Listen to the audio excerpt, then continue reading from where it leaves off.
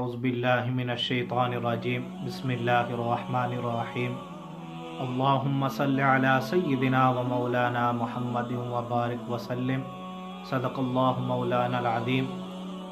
آپ صلی اللہ علیہ وسلم کی بارگاہ کے اندر درود شریف کا نذرانہ پیش کرنے کے بعد میں آپ کا میزبان حافظ محمد اسامہ ارشد بھیروی آپ کی خدمت میں حاضر ہوں۔ احباب ذی وقار، آج ہم روزہ کے متعلق جو مسائل ہیں وہ شروع کر رہے ہیں۔ تو احباب ذی وقار، یاد رکھیے روزہ نیت کے ساتھ شروع ہوتا ہے، اور نیت جو ہے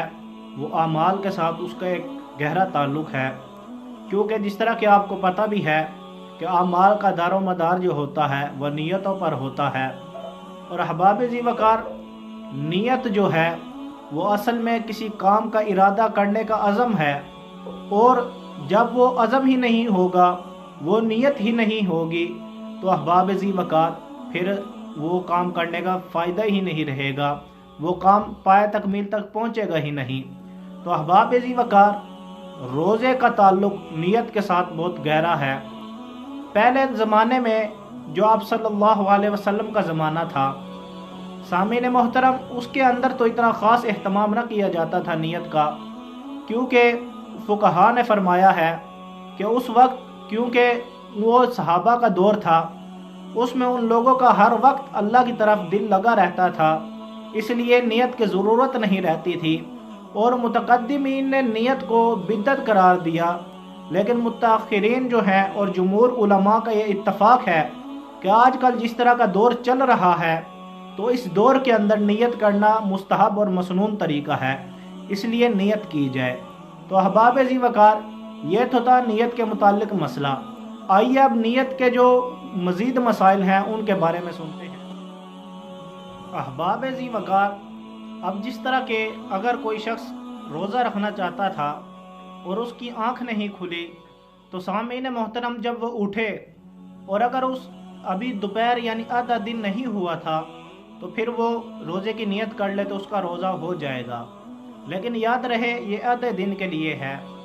تو احباب ذی وقار، جب وہ نیت کرے گا روزے کی، تو یہ نہیں کہے گا کہ میں اب سے روزے کی نیت کرتا ہوں، بلکہ وہ صبح سے روزے کی نیت کرے گا کہ میں صبح سے روزہ رکھنے کی نیت کرتا ہوں۔ اور اگر اس نے کہا کہ اب میں دن سے روزہ رکھنے کی نیت کرتا ہوں، تو اس کا روزہ نہیں ہوگا۔ تو احباب ذی وقار، ایک تو تھے یہ مسئلہ۔ آئیے اب چلتے ہیں دوسرے مسئلے کی طرف، کہ اگر کسی شخص نے بغیر نیت کیے، بغیر عبادت کی نیت کیے کہ میں روزے کی نیت نہیں اس نے کی،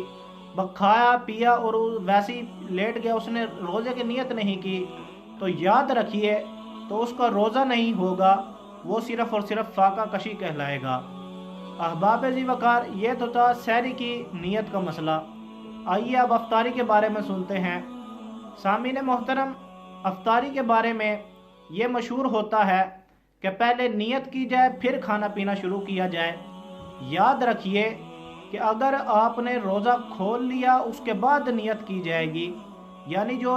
وَبِالصَّوْمِ غَدًا نَوَيْتُ مِنْ شَهْرِ رمضان، یہ سحری کی نیت، اور اللہم انی لک صمت وبک آمنت وعلیک توکلت وعلی رزقک افطرت، یہ جو افطاری کی نیت ہے احباب ذی وقار، اس کے اندر ماضی کے صیغے استعمال ہوئے ہیں، یعنی اگر آپ نے روزہ کھولنے سے پہلے نیت کی تو یہ طریقہ کار نہیں ہے۔ اس نیت سے پتہ ہی یہی چل رہا ہے کہ روزہ کھولنے کے بعد یہ دعا پڑھی جاتی ہے۔ تو احباب ذی وقار، اگر اسی طرح کسی شخص نے یہ کہا، بہار شریعت کے اندر لکھا ہوا ہے کہ اگر کسی شخص نے کہا کہ میں اگر آج دعوت ہوئی تو روزہ نہیں، ورنہ میرا روزہ ہے، تو احباب ذی وقار اس طرح بھی آپ کا روزہ نہیں ہوگا۔ احباب ذی وقار، اسی طرح اگر کوئی شخص سحری کرتا ہے اور اس کی نیت بھی تھی کہ وہ سحری کر رہا ہے اور روزہ رکھنا چاہتا ہے، ابھی وقت تھا روزہ بند ہونے میں، اس نے سحری کی اور سو گیا، تو احباب ذی وقار اٹھا تو دن گزر چکا تھا، تو احباب ذی وقار اس کا روزہ ہو گیا، کیونکہ اس نے ارادہ کر لیا تھا روزہ رکھنے کا۔ اگر اس نے روزہ رکھنے کا ارادہ نہیں کیا تھا پھر اس کا روزہ نہیں ہوگا۔ تو احباب ذی وقار، یہ تھے سحری اور افطار کے نیت کے مسائل۔ آئیے اب چلتے ہیں کہ اگر روزے کے اندر غسل واجب ہو جائے تو اس کا مسنون اور صحیح اور آسان طریقہ کون سا ہے۔ احباب ذی وقار، ہمارا جو دوسرا مسئلہ ہے وہ یہ ہے کہ اگر روزے کی حالت کے اندر یا رمضان المبارک کے اندر کسی کو غسل کی نوبت درپیش ہو تو وہ غسل کس طرح کرے۔ تو احباب ذی وقار یاد رکھیے کہ اگر رات کے وقت ابھی روزہ رکھا نہیں تھا اور وہ جب اٹھا سو کر تو اس کو اتنا ٹائم نہیں ملا کہ یا تو وہ غسل کر لے یا پھر سحری کر لے، تو احباب ذی وقار اس کا آسان طریقہ یہ ہے کہ پہلے وہ استنجا کر کر ہاتھ وغیرہ دھو کر منہ دھو کر وہ پہلے سحری کر لے، اور اس کے بعد بہتر تو یہ ہے کہ وہ جا کر اپنی پہلے غسل کر لے اور پھر روزہ بند کر لے۔ ایک تو تھی یہ صورت، اور دوسری صورت یہ ہے کہ اگر سحری کرنے کے بعد اس کو وقت نہیں ملا تو پھر اس کا طریقہ کیا ہوگا۔ تو اس کا سامعین محترم آسان طریقہ یہ ہے، پھر جو روزے کے اندر جو غسل کا طریقہ ہوگا وہ یہ ہوگا کہ وہ جو غسل کرتے وقت بندہ کرتا ہے کہ یہاں حلق تک پانی پہنچاتا ہے، حلق تک پانی نہیں پہنچایا جائے گا۔ سمپل جس طرح وضو کے وقت کلی کی جاتی ہے اس طرح کلی کی جائے گی، غرارے نہیں کیے جائیں گے۔ اور دوسرا جس طرح وضو کے اندر ناک کے اندر پانی چڑھایا جاتا ہے اس طرح ناک کے اندر پانی چڑھایا جائے گا۔ غسل کی طریقہ جس طرح ہوتا ہے کہ یہاں تک سخت ہڈی تک، یہ نرم ہڈی جہاں آخر ہو رہی ہے یہاں تک پانی پہنچایا جاتا ہے، یہاں تک پانی نہیں پہنچایا جائے گا، یعنی زیادہ اوپر نہیں لے کے جایا جائے گا، کیونکہ اس سے خطرہ ہوتا ہے کہ اندر آپ کے حلق میں پانی نہ چلا جائے۔ تو احباب ذی وقار یہ ہے وہ طریقہ۔ اگر کسی کو سو کر اٹھا اور اس کو یا اس طرح کوئی غسل واجب ہوا تھا، احتلام وغیرہ یا اس طرح، تو یاد رکھیے یہ صرف اور صرف غلط فہمی ہے لوگوں کی کہ اس طرح روزہ ٹوٹ جاتا ہے، اس طرح روزہ نہیں ٹوٹتا۔ حدیث مبارکہ سے ثابت ہے کہ آپ صلی اللہ علیہ وسلم نے ارشاد فرمایا، حدیث کا مفہوم بیان کر رہا ہوں کہ آپ صلی اللہ علیہ وسلم نے ارشاد فرمایا کہ اور احتلام سے روزہ نہیں ٹوٹتا۔ تو احباب ذی وقار اب خود سوچ لیں، اس طرح توہمات میں پڑھنے سے بہتر ہے، غلط فہمیوں میں پڑھنے سے بہتر ہے کہ علماء سے پوچھ لیا جائے۔ تو احباب ذی وقار یہ تھا غسل کا مسئلہ۔ اب غسل طریقہ بھی آپ سماعت فرما لیں کہ مسنون طریقہ یہ ہے پہلے وضو کر لیا جائے، اور عام دنوں میں تو وضو کے وقت جب وضو کیا جاتا ہے تو حلق تک پانی پہنچا لیا جاتا ہے اور ناک صحیح طریقے کے ساتھ اوپر تک پانی ڈالا جاتا ہے۔ روزے کی حالت میں اس طرح آپ نے بالکل بھی نہیں کرنا، صرف اور صرف پوری مکمل جس طرح عام دنوں میں وضو کرتے ہیں اس طرح کرنا، غرارے اور ناک میں اوپر تک پانی نہیں چڑھانا، اور اپنے جس طرح بقایا 3 دفعہ اس کندھے پر 3 دفعہ اس کندھے پر اور 1 دفعہ تمام جسم پر پانی بہا لیا تو آپ کا غسل ہو جائے گا۔ احباب ذی وقار یہ تھا غسل کا طریقہ۔ آئیے اب چلتے ہیں اور دیکھتے ہیں کہ تیسرا مسئلہ کیا ہے۔ سامعین محترم، ہمارا جو تیسرا اور آخری مسئلہ ہے وہ یہ ہے کہ سائرن، گھڑی یا اذان کی آواز سن کر ہمیں روزہ بند کر دینا چاہیے یا نہیں، اس کے بارے میں کیا حکم ہے۔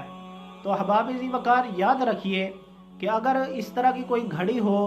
جس میں وقت ٹھیک ہو، یا سائرن بج رہا ہو یا اذان ہو رہی ہو، تو فوراً جس طرح ہی سائرن آپ کو سنائی دے یا اذان سنائی دے فوراً روزہ بند کر لیں۔ اس بات کا خیال رکھا جائے سامعین محترم کہ لوگ یہ سمجھتے ہیں جب تک اذان ہو رہی ہے روزہ بند نہیں ہوا، اور وہ کھانا پینا اس وقت تک جاری رکھتے ہیں۔ یہ بالکل غلط ہے۔ اس طرح اگر آپ کا اذان ہوتی رہی اور آپ نے کھانا پینا جاری رکھا تو یاد رکھیے کہ آپ کا روزہ نہیں ہوگا، آپ سارا دن بھوکا رہیں گے، فاقہ کشی کریں گے، آپ کا روزے کا آپ کو ثواب نہیں ملے گا۔ اسی طرح اگر کسی نے سائرن کی آواز سن رہا تھا تو اس میں جاری رکھا جب تک سائرن بند نہیں ہوگا تب تک میں کھاتا پیتا رہوں گا، ابھی روزہ بند نہیں ہوا، تو احباب ذی وقار یاد رکھیے یہ غلط طریقہ ہے اور یہ بالکل باطل ہے اور آپ کا روزہ نہیں ہوگا۔ تو سامعین محترم یہ تھا بند کرنے کا طریقہ کہ روزہ وقت بند کب کیا جائے۔ تو احباب ذی وقار یاد رکھیے سمپل سی بات ہے، جس طرح آپ کو غالب گمان ہو جائے گھڑی سے، سائرن سے اذان ہو جائے تو فوراً اس وقت یعنی جب اذان دی جاتی ہے وہ اسی وجہ سے دی جاتی ہے کہ آپ کا روزہ بند ہو گیا۔ سائرن صرف اور صرف بجائے ہی اسی وجہ سے جاتا ہے کہ اب روزہ بند ہو گیا، اور گھڑی آپ کو فکس ٹائم یہی بتا رہی ہوتی ہے کہ اتنے بجے تک آپ کا ٹائم تھا، اب آپ کھا پی نہیں سکتے۔ تو احباب ذی وقار یہ تھا ہمارا روزہ بند کرنے کا اور کھولنے کا طریقہ۔ اللہ پاک سے دعا ہے اللہ پاک ہم سب کو فقہ کو صحیح طریقے کے ساتھ سمجھنے اور اس پر عمل کرنے کی توفیق عطا فرمائے۔ وآخر دعوانا ان الحمد للہ رب العالمین۔